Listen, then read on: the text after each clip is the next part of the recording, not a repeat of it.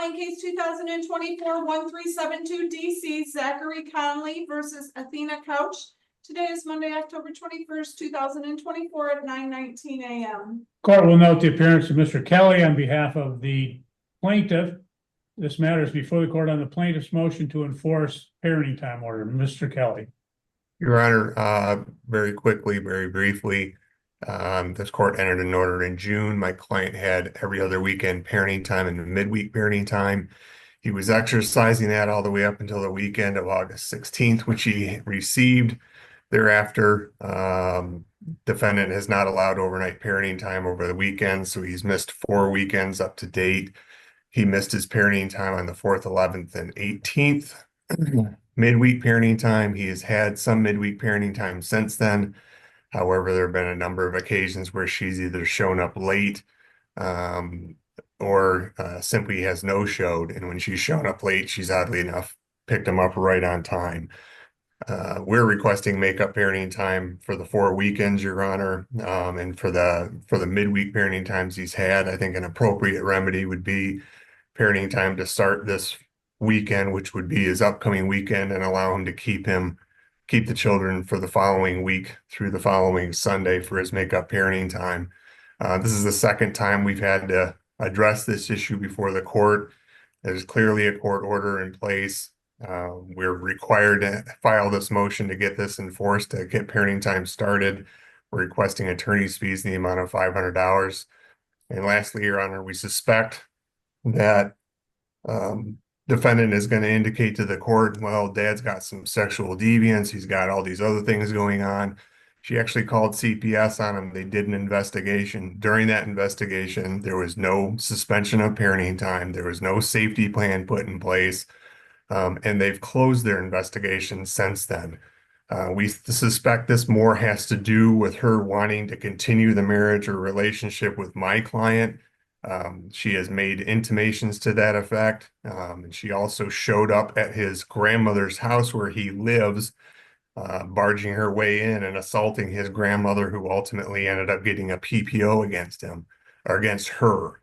So we suspect it's not really about the children's safety as much as it's another issue relating to their relationship, which again has no bearing on this court's order. So again, we're requesting a week of makeup parenting time starting this Friday, and attorney's fees in the amount of $500. Thank you.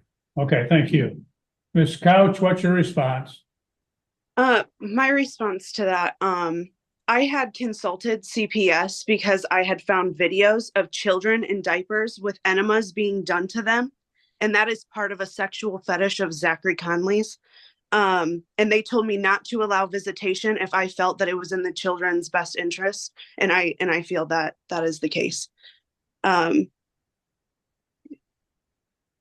Okay, well, in this particular case, CPS cannot violate the court orders. The court will enforce its orders in this matter until such time as it's changed. You can file a petition seeking to change the orders if you have a proper cause to do so. If not, then it won't be changed. But I do have evidence. I'm sorry, excuse me. Yeah, don't interrupt, ma'am. So what happens if you have proper cause, you can file a motion to modify parenting time until such time as that occurs. The court will enforce its orders. And if the orders are not followed, the person violating the orders can end up in jail. So it's a choice as to what you want to do in this matter. The court will note that it states, the motion as well states that the defendant has been late for drop-off.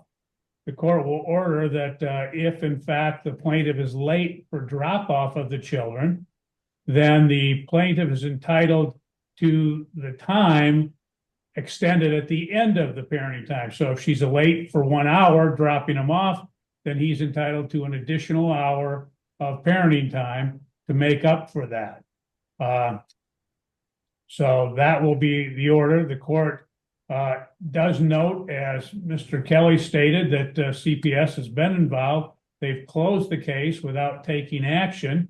So as a result, the court would infer from that CPS did not find any basis for proceeding, or they would have sustained and substantiated the the allegations. So until they do, the court simply will enforce its orders.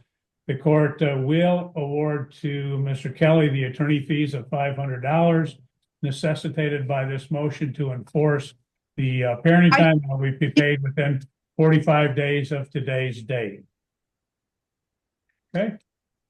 Your Honor, in regards to the makeup parenting time, what was the court ordering? Yes, the court will, or now when your client picks the children up on this Friday, Yes.